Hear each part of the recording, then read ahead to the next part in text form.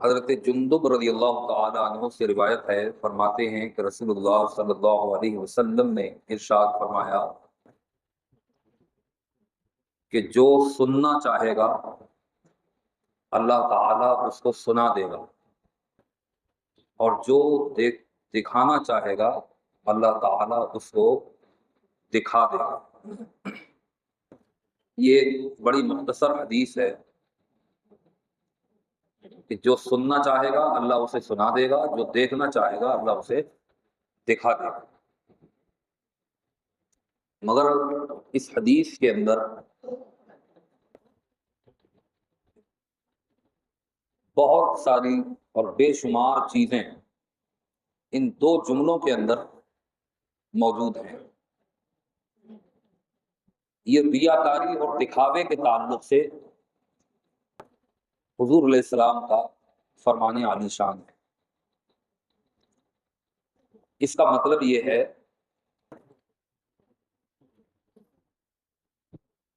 کہ وہ حدیث جو حضور علیہ السلام نے فرمایا کہ انما الاعمال بالنیات، عمل کا دار و مدار نیتوں پر ہے، کہ بندہ کوئی عمل کرتا ہے تو اس کے عمل میں اس کی نیت کیا ہے، چاہتا کیا ہے، کوئی بھی کام کس نظریے اور کس نیت کے ساتھ کر رہا ہے، اس کی توضیح ہے یہ حدیث کہ حضور فرماتے ہیں کہ بندہ اگر کوئی کام سنانے کے لیے کرتا ہے تو اللہ اس کو سنوا دیتا ہے، اور دکھانے کے لیے کرتا ہے تو اللہ اسے دکھا دیتا ہے۔ مطلب یہ ہے کہ کوئی بھی شخص جو بھی کام کر رہا ہے تو اس کی نیت اگر دکھانے اور سنانے کی ہے تو وہ اللہ کے نزدیک مقبول نہیں ہے، وہ ریاکاری ہے، وہ دکھاوا ہے۔ اب رب تبارک و تعالیٰ اس کو سنوا دیتا ہے، یعنی کسی نے اس نظریے کے ساتھ کوئی کام کیا، کوئی عمل کیا کہ میرے اس کام کی لوگ تعریف کریں، تو نیت تو تعریف سننا ہوئی نا، کہ لوگ میری تعریف کریں کہ فلاں آدمی بڑا نیک ہے، بڑا پرہیزگار ہے، بڑا دیندار ہے، وہ تو ایسا ہے، وہ تو ویسا ہے۔ تو نیت تعریف کروانے کی ہے، لیکن اللہ تبارک و تعالیٰ جو سنواتا ہے اس میں ایک چیز تو یہ ہے کہ بندے کی تعریف کروا دی گئی، لوگوں نے تعریف کی، اس نے سن لیا، وہ خوش ہو گیا، لیکن اس کے عمل پر اس پر کوئی اجر و ثواب اس کو نہیں ملتا۔ دوسرا یہ ہے کہ اس تعریف میں زیادہ تر ایسا بھی ہوتا ہے کہ بندے کی رسوائی ہوتی ہے۔ جو لوگ ریاکاری کرتے ہیں ان کی ریاکاری، ان کی مکاری، ان کا دکھاوا چھپتا نہیں ہے، لوگ کچھ ٹائم میں سمجھ جاتے ہیں۔ بھئی آپ سوچئے کہ ایک شخص نماز تو پڑھتا ہے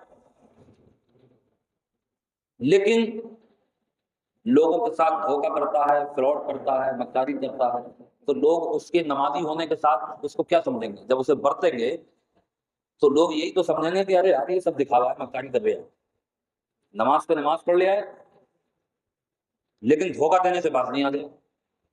تو اب کیا ہے کہ اس کی رسوائی ہوتی ہے، اس کی بدنیتی کی وجہ سے اللہ اس کو ذلیل و خوار کر دیتا ہے۔ ایسے ہی دکھاوا کرنے کے لیے آج تو ہمارے سماج میں یہ بیماری بہت زیادہ ہے کہ کام جو ہے زیادہ تر اپنی تعریفیں کرانے اور دکھانے کے لیے کیے جاتے ہیں، کہ لوگ کہیں کہ ارے صاحب فلاں آدمی تو بڑا بڑھیا آدمی ہے، بھائی یوں ہے، بڑا دیندار ہے، بڑا نمازی ہے، بڑا پرہیزگار ہے، بڑا متقی ہے، بہت اچھا آدمی ہے، لوگ میری تعریف کریں۔ یہ ریاکاری جو ہے وہ ہمارے سماج میں دن بدن بڑھتی جا رہی ہے، اور اس ریاکاری کی وجہ سے انسان کو کئی طرح کے نقصانات کا سامنا کرنا پڑتا ہے۔ سب سے بڑا نقصان تو یہ ہے کہ اگر بندے نے دکھاوے کے لیے ریاکاری کی نیت سے کوئی اچھا کام بھی کیا، تو اچھا کام آدمی کیوں کرتا ہے؟ اللہ کی رحمت سے یہ امید لگا کے کہ اللہ مجھے اس کا اجر و ثواب دے گا، اس کا بہتر بدلہ دے گا، قیامت میں میرے لیے یہ ایک ذخیرہ ہو۔ لیکن جب نیت میں کھوٹ ہو گئی، دکھاوا اور ریاکاری شامل ہو گئی، تو وہ اجر و ثواب تو پہلے ہی ختم ہو گئے۔ دوسرا یہ ہے کہ ایسی چیزوں میں اکثر رسوائی اٹھانا پڑتی ہے، اور یہ کمپٹیشن مسلمانوں کو بالخصوص بربادی کی طرف لے کے جاتا ہے۔ آپ دیکھیں آج ہمارے سماج کے اندر کتنی ساری ایسی چیزیں ہیں، جیسے یہ صدقہ و خیرات کرنے والے بہت سارے لوگ جو سوسائٹیاں ہوتی ہیں، یا یہ جو نیتا ٹائپ کے لوگ ہوتے ہیں، ایک ایک چیز پہ یہ اپنا نام کمانا چاہتے ہیں۔ ان کی نیت یہ ہوتی ہے۔ نیتاؤں سے تو کبھی آپ یہ امید ہی مت کیجیے کہ وہ اچھی نیت کے ساتھ کوئی کام کرے گا۔ نیتا تو کوئی بھی کام کرے گا تو اپنے مطلب کے لیے کرے گا، اپنا نام کمانے کے لیے کرے گا کہ فلاں صاحب نے یہ کام کرا ہے، بہت بڑا کام ہے۔ اب اس پہ ہوتا کیا ہے کہ تعریف کرنے والے کم ہوتے ہیں اور کھچائی لگانے والے زیادہ ہوتے ہیں۔ ایک کمبل اگر کسی کو دیا تو 10 آدمی ہاتھ لگائے کھڑے 100 روپے کے کمبل پہ۔ ارے اللہ کے بندے، اللہ کے لیے کر کے تو دے، اپنی نیت اچھی تو رکھ کے دے۔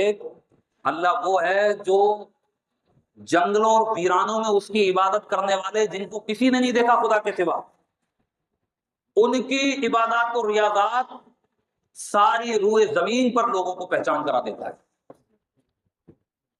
غوث اعظم رضی اللہ تعالیٰ عنہ 10 سال تک جنگلوں میں ویرانوں میں اللہ کی عبادت و ریاضات کرتے رہے، گھاس اور پتے کھاتے رہے۔ فرماتے ہیں حتیٰ کہ میری نسوں کا جو خون تھا وہ ہرا ہونے لگا، اس کا کلر بدل گیا۔ اس دور میں نہ تو کوئی میڈیا تھا، نہ سوشل میڈیا تھا، نہ ہی کوئی ایسے ذرائع تھے کہ جن کے ذریعے شہرتیں بانٹی جاتی، فوٹو کھنچوائے جاتے اور وہ میڈیا پہ چھا جاتے، کچھ بھی نہیں تھا۔ تقریباً 800 سال پہلے کی کہانی، آج دنیا جانتی ہے ان کے ریاضات و مجاہدات۔ سیدنا غریب نواز رضی اللہ تعالیٰ عنہ 20 سال تک اپنے پیر و مرشد کا جھولا اور بستر لے کے اپنے کاندھے پر جنگلوں میں گھومتے رہے، ان کے پیچھے پیچھے۔